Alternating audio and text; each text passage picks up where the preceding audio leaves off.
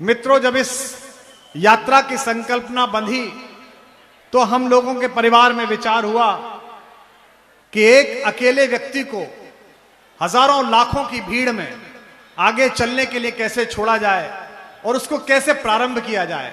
और उसकी प्रेरणा जगी कि 5 तारीख को हम दोनों भाई यमुनोत्री गए, मां यमुना के निर्मल जल को देखा और आशीर्वाद लिया। इस यात्रा का संकल्प भारत को एक करना है, भारत की एकात्मकता के यज्ञ को संपूर्ण करना है। लेकिन यहां बैठे हुए लाखों लोग और जो करोड़ों लोग इसे टेलीविजन पर देख रहे हैं, संस्कार के माध्यम से और अन्य चैनल के माध्यम से, हमारे परम प्रिय मनोज भैया यहां बैठे हैं जो इसको साकार कर रहे हैं।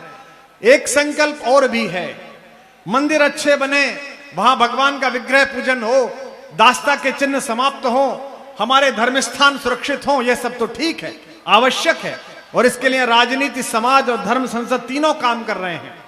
लेकिन एक संकल्प यह भी है, यह हजारों वर्षों के आक्रमण के बाद यह संस्कृति और धर्म इसलिए बचा रहा कि लोगों को लगता था कि हमारे धर्म की मान्यता मंदिर में है, लोगों को लगता था कि हमारे धर्म की मान्यता विग्रह में है, लोगों को लगता था आक्रमणकारियों को कि हमारे धर्म की परिभाषा हमारी धर्म पुस्तकों में है। लेकिन वो ये भूल गए थे कि ये सनातन धर्म में आस्था रखने वाले लोग हैं, ये नदियों में, पहाड़ों में, प्रकृति में, आकाश में और पृथ्वी में भी ईश्वर का दर्शन करते हैं।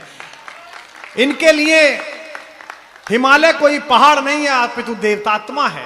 इनके लिए गंगा किसी नदी की धारा नहीं है, यमुना किसी यमुनोत्री से निकला हुआ जल स्रोत नहीं है, बल्कि वे मां है। हम दोनों ने जब यमुनोत्री मां के जल को स्पर्श किया तो सबसे पहला दुख इस बात का हुआ कि मां के अपराधी हम और आप हैं। आज यमुना का जल जो दिल्ली में दिखता है, आज यमुना का जल जो मथुरा में दिखता है और संगम में इलाहाबाद में प्रवेश करने से पहले दिखता है, और जो यमुनोत्री में दिखता है, इसमें जमीन आसमान का अंतर है। इसको दूषित करने के लिए कोई विधर्मी नहीं आया, इसको दूषित करने के लिए कोई परदेसी नहीं आया, ये मैंने और आपने दूषित किया है। तो आज इस संकल्प यात्रा में एक संकल्प ये भी करिए कि माता यमुना जैसी यमुनोत्री से निकली थी, इसके द्वार पर बैठे हुए हम समस्त लोग ये संकल्प करें कि अपनी बड़ी बहन गंगा से जब वो गले मिलेंगी संगम में, तो वो ऐसी ही पवित्र दिखाई देंगी जैसी यमुनोत्री में दिखाई देंगी। आपकी तालियों में शोर कम था, आपकी तालियां कम थी, आपका संकल्प छोटा था। वो हम ही लोग हैं जो इसे दूषित कर रहे हैं, वो हम ही लोग हैं जो इसकी जल के साथ समझौता कर रहे हैं। लेकिन जब ये यात्रा चली तो लगता था कि बिहार चुनावों के कारण नेपथ्य में चले जाएगा ये संकल्प, लेकिन चुनाव अपनी जगह चलते रहे और देश के बच्चे बच्चे की जबान पर, हर दृष्टि पर इस यात्रा का संकल्प रहा। और आतंकवाद के अंधड़ ने जैसे भारत की सारी प्रगतियों को ललकारा है, ऐसे आपको भी ललकारा। कल जो घटना हुई, परसों जो घटना हुई, देश को तबाह करने के लिए, विचलित करने के लिए, परदेशियों से मिले हुए हथियारों के सहारे भारत को दहलाने के लिए योजना दिखाई गई। लेकिन यहां इस मंच के माध्यम से अगर उनका कोई भी एजेंट इस भीड़ में सुनने के लिए आया हो तो मैं उसे बताना चाहता हूं कि अभी तो ये लाखों लोग चले हैं। अगर इस प्रकार की नीचता की हरकत आपने इस नए भारत के प्रति की तो एक युवा संत चलेगा और उसके पीछे करोड़ों भारतीय भारत में चलेंगे, कोई रोक नहीं पाएगा।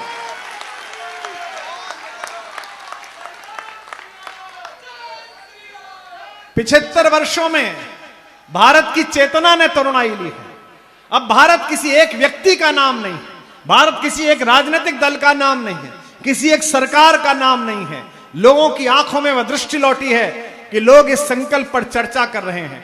हमसे लोग कह रहे हैं, बड़े आश्चर्य की बात है कि जैसे ये घटना हुई, एक अगली खबर मैंने देखी कि राम मंदिर की सुरक्षा बढ़ाई गई, काशी विश्वनाथ की सुरक्षा बढ़ाई गई, तिरुपति बालाजी की सुरक्षा बढ़ाई गई, नागपुर में संघ कार्यालय की सुरक्षा बढ़ाई गई। ये मंदिर किसके हैं? ये देवस्थान किसके हैं? बहुसंख्यकों के हैं।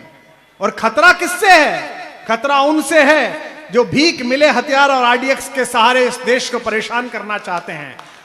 इसका मतलब यह है कि देश सही रास्ते पर है, प्रगति ठीक हो रही है, जातियों का विभेद तोड़कर एक साथ एकत्रीकरण की भारत की परंपरा अच्छी हो रही है। मुझे बड़ी प्रसन्नता हुई जब इस सनातन धर्म की यात्रा में, इस भारत की एकात्मकता की यात्रा में दूसरी पूजा पद्धतियों में गए हुए हमारे मित्रों ने आकर भी भाषण दिया। मैंने यहां कहीं मौलानाओं को भाषण करते हुए देखा। यह अच्छा संकल्प है। अगर यह बात देश में हर व्यक्ति को समझ में आती है और सामने माएं बैठी हैं, गांव से आए हुए लोग बैठे हैं, आप पूजा पद्धति कोई अपनाइए, आप अपनी पंथ में किसी प्रकार आचरण कीजिए, आप किसी पुस्तक पे भरोसा कीजिए, लेकिन यह ध्यान रखिए कि अंततः आप पैदा भारत में हुए हैं और मिट्टी में भारत में मिलेंगे। सबसे बड़ा धर्म है, यह सबसे बड़ी जागृति है। हो सकता है 400 साल पहले, 500 साल पहले, 600 साल पहले आतंक किसी आंधी ने आपको अपनी मान्यता बदलने के लिए विवश किया हो, लेकिन ये आतंक की आंधियां अब भारत में ध्वस्त हो रही हैं। और जिसको समझ में ना आता हो वो 3 घंटे की फिल्म देख ले अमर अकबर एंथोनी। एक मस्जिद जाता है, एक गिरजाघर जाता है, एक मंदिर जाता है, और फिल्म के आखिर में तीनों का बाप कन्हैया लाल निकलता है।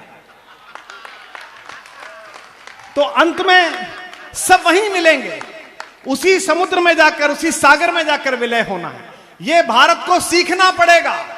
और अगली बात जो कह रहा हूं वो बुरी लग सकती है, मैं निशाने पर आ सकता हूं, फिर कह रहा हूं जो सीधे तरीके से समझें वो सीधे तरीके से समझें, अन्यथा भारत हाथ उठाकर बचाना नहीं, हाथ उठाकर निपटाना सीख गया है, घर में घुसकर मारना सीख गया है।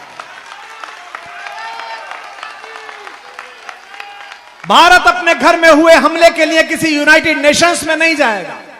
दुनिया के किसी सरपंच को हम यह बात की परमिशन नहीं देंगे कि वो हमारे घर का फैसला करे। हमारे घर में आकर आरडीएक्स फूकोगे, हमारे घर में कार उड़ाओगे, हमारे घर में AK-47 उड़ाओगे, तो हम चोर को नहीं मारेंगे, कराची में बैठी हुई चोर की नानी को मारेंगे, उसके घर में घुस के मारेंगे। लाल किले से भाषण होते रहे इस देश में, 125 करोड़ के देश के प्रधान मिमियाते रहे और 15 अगस्त को कहते रहे कि पड़ोसियों से कहना चाहता हूं आतंकवादी भेजना बंद करें। लाल किला एक नई भाषा बोलना सीख गया है और उस भाषा को मजबूत हम सब कर रहे हैं। हमारा छोटा भाई यहां पर बैठा है कपिल, हमारे आदरणीय भैया चौधरी साहब बैठे हैं। लाल किले से भारत की भाषा यही है और यही होनी चाहिए। दुनिया के जिस देश की औकात हो अपने आतंकवादियों को भारत में भेजे। हरियाणा के फौज में गए हुए लड़के उनका स्वागत करने के लिए तैयार खड़े हुए हैं अपनी सेना लेकर। देश बनाएं।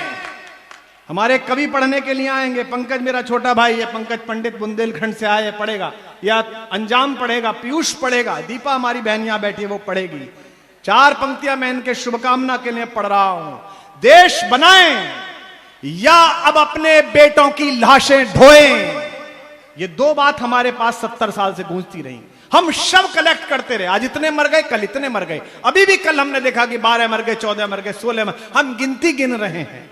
देश बनाएं या अपने बेटों की लाशें ढोएं। इसी कश्मकश में हर जीती बाजी हारी जाती है। और अगली पंक्ति होडल से पहुंचे तो बेचैन सोए हुए प्रधानमंत्री को हमारी ओर से आश्वस्त करना अपनी तालियों की गूंज में। देश बनाएं या अपने बेटों की लाशें ढोएं। इसी कश्मकश में हर जीती बाजी हारी जाती है। एक बात हो दिल्ली के आका तुम हम सबसे सुन लो, कुत्ता पागल हो जाए तो गोली मारी जाती है।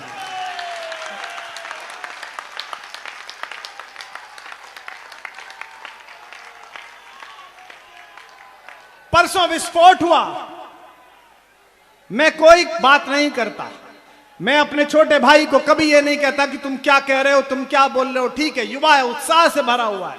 ईश्वर ने गढ़ा गांव के एक छोटे से ब्राह्मण परिवार में एक युवक को चुना है। हमसे भी बुद्धिजीवी पूछते हैं कि आपका साथ क्यों है धीरेन्द्र कृष्ण शास्त्री के साथ, आपकी मैत्री क्यों है, आप इतना प्यार क्यों करते हैं। एक विधायक के दरबार में, एक कलेक्टर डीसी के दरबार में पहुंचकर अगर 100 लोग ऊर्जा पाते हैं कि मेरा काम हो जाएगा, और बागेश्वर धाम में बैठे हुए एक 27 वर्ष के युवक के पास पहुंचकर अगर लाखों लोग दिन भर में सोचते हैं कि ईश्वर की कृपा हो गई, तो वो किसी डॉक्टर से बड़ा है, किसी वैज्ञानिक से बड़ा है, किसी साधु से बड़ा है। यह देश को समझना पड़ेगा। मेरी एक चिंता रहती है, पहली बात मैंने पूछी स्वास्थ्य कैसा है, दवा ली क्या, बुखार हो गया था। परसों विस्फोट हुआ, पहली चिंता यह हुई जो भी वरिष्ठ अधिकारी थे, जो भी वरिष्ठ नेता थे, उन्हें दिल्ली में फोन करके वो अपनी परेशानियों में थे। पहली बात ये कही कि वो अकेले जा रहे हैं, पीछे 50,000 आदमी चल रहा है, 1 लाख आदमी चल रहा है, सुरक्षा की बातें सोचिए। ये कब तक होगा? कि 150 करोड़ लोगों में 120 करोड़ लोग जिस धर्म पद्धति पर विश्वास करते हो उनके साधु चलें और देश इस बात पर चिंता करे कि सुरक्षित चल रहे हैं कि नहीं चल रहे हैं। एक अल्पसंख्यक बता दीजिए, किसी जाति का हो, जैन समाज के हमारे मित्र बता दीजिए, इस्लाम पर ईमान लाने वाले हमारे दोस्त बता दीजिए, चौराहे पर चलते और ये चिंता होती हो कि हमें कोई कुछ कह तो नहीं देगा। यही धर्म बचा है, यही लोग बचे हैं कि ये सड़क पर चलें और इनके परिजन, उनके मानने वाले इस बात की चिंता करें कि इन पर कोई हमला तो नहीं कर देगा, इस यात्रा को विध्वंस तो नहीं कर देगा। तो आज यहां से संकल्प लीजिए कि 16 तारीख को जब ये पहली यात्रा पूर्ण काम होगी, क्योंकि मुझे पता है कि प्रकृति ने, नियति ने, मां सरस्वती ने और सनातन धर्म ने कुछ बड़े संकल्प और बड़े लक्ष्य भाई धीरेन्द्र कृष्ण शास्त्री के लिए रख रखे हैं, उसके लिए निकलेंगे। ईश्वर उनको वो स्वास्थ्य दे, वो चेतना दे। लेकिन 16 को जब ये पूर्ण काम होगी हमारे भगवान कृष्ण के दरबार में, तो यहां जितना जन ज्वार है इससे 100 गुने लोग मथुरा में होंगे, इससे अधिक जनता होगी। क्योंकि एक ही बात समझ लीजिए, जिस अयोध्या के लिए तुमने 30 साल संघर्ष किया था, समय अनुकूल है, 3 साल संघर्ष कर लो। जो अयोध्या में उत्सव मनाया था वो मथुरा में उत्सव मनाओगे, तय करके बताओ। इसलिए जितने लोग यहां सुनते हैं उन सबसे प्रार्थना, हमारे कवि मित्र मदन मोहन समर, उनकी पंक्तियां पढ़ रहा हूं। ये समय बहुत ही नाजुक है, यात्रा में केवल चलो मत झंडे लेकर, आसपास दृष्टि रखो, लोगों को चेक करते रहो, कुछ भी गलत काम हो तो अपने अधिकारियों को बताओ, पुलिस कर्मियों को बताओ। मैं हरियाणा पुलिस का, प्रशासन का विशेष रूप से आभार व्यक्त करता हूं, जिन्होंने जनता की इस भावना को समकर अभूतपूर्व व्यवस्थाएं की हैं इस यात्रा के लिए। मैं उनका भी बहुत आभार व्यक्त करता हूं। अपने प्रिय मित्र और भाई नायब सिंह सैनी जो मुख्यमंत्री हैं, उन्हें शुभकामना देता हूं कि उन्होंने बड़ा प्रयास किया, क्योंकि यह समय बहुत ही नाजुक है। दिल्ली सुने और मैं अपनी बात को विराम करूं तो इतनी तालियां हो कि हमारे कवियों के लिए अनुकूल समय बने। यह समय बहुत ही नाजुक है, हम पर हमले दर हमले हैं, और आप निश्चिंत रहना, होते भी नहीं हो, हम ही चिंता करते हैं तो चिंता ही नहीं करते हैं खुद की। अब इन्हें किसी संकल्प में बांधना पड़ेगा, बहुत सारे संकल्प लिए, लेकिन एक संकल्प ऐसा भी तो हो कि इतने लोग साधना में चलते हैं, कुछ बारात में भी तो चलें भाई, हैं? उस दिन परिवार में भोजन करते हुए हमारी पत्नी से कहा कि भाभी जैसी आप हो ऐसी ला दो, तो भाभी ने कहा ला तो दूंगी, लेकिन जितने दिन ये घर में रहते उतने दिन घर में रहना पड़ेगा। तो महाराज जी ने कहा भाभी फिर मेरी ना रुके, ये समय बहुत ही नाजुक है, पीछे तक के लोग दोनों हाथ उठाकर इस बार हुंकार भरेंगे। ये समय बहुत ही नाजुक है, हम पर हमले दर हमले हैं, दुश्मन की चिंता यही है, हम हर हमले पर संभले हैं। ये 10-20 लफंगे 1-2 कार उड़ाकर 10-15 मासूम बेगुनाह लोगों को मौत के घाट उतारकर ये सोचते हैं कि 140 करोड़ देश की प्रगति का रथ रुक जाएगा। मैं जानता हूं इन्हें सरहद पार से शय है, इनके दिमाग में भी कीड़ा है, और वो जो एक दूर बैठा है भूरे बालों वाला फूफा डोनाल्ड ट्रंप, उसकी भी है। पर ये हरियाणा वाले हैं, ये फूफाओं की चूड़ी टाइट करना जानते हैं, इनको बहुत अभ्यास है इस बात का। ये सब कितना भी जोर लगा लें, ये प्रगति का रथ रुकने वाला नहीं है। चुनाव होंगे, आएंगे जाएंगे, सरकारें हारेंगी, हमारा कोई रुचि नहीं है इनकी सरकार जीते कि हारे, हमें कोई मतलब नहीं। ये हारे भी हैं, जीते भी हैं, हारेंगे जीतेंगे। हमें एक बात का मतलब है कि आज से 1000 साल पहले भारत माता के जिस स्वर्ण सिंहासन को कुछ लोगों ने बाहर से आकर तोड़कर हमारी मां के आंचल का टुकड़ा फाड़ा था, इसी भगवे के नीचे, इसी तिरंगे के नीचे, इन 3 रंगों के नीचे, इस सिंधु नदी के आर पार जहां तक कंधार की सीमाएं जाती हैं, तिरंगा फहराएगा, और इसी शताब्दी में फहराएगा, यह विश्वास है। आप सबकी ये पराक्रमी चेतना, आप सबका ये उल्लास समाज के प्रति, संस्कृति के प्रति, धर्म के प्रति और विशेष रूप से देश के प्रति आपकी ये चेतना प्रांजल रहे, प्रकट रहे, जागृत रहे, सत्य को सत्य कहने का साहस आपके अंदर आता रहे।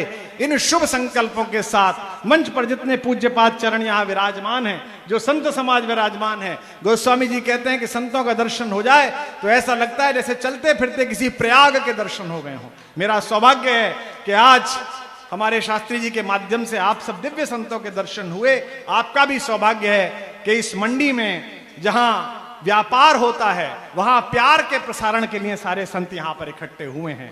मैं आप सबको सादर प्रणाम करते हुए इस संकल्प के साथ आमंत्रित करता हूं कि 16 तक साथ चलिए और 16 को मथुरा में वो वातावरण पैदा कीजिए कि वहां के पत्थरों में ये चेतना पैदा हो जाए। मेरा संकेत समझिए और संकेत समझकर विदा करिए। मथुरा में इतनी अधिक जनता हो, इतना जय घोष हो कि बाहर से लाए हुए कुछ पत्थर जो वहां जमा दिए गए हैं उन पत्थरों की छाती दरक जाए और उसी दिन आजादी मिल जाए, उसी दिन आनंद मिल जाए।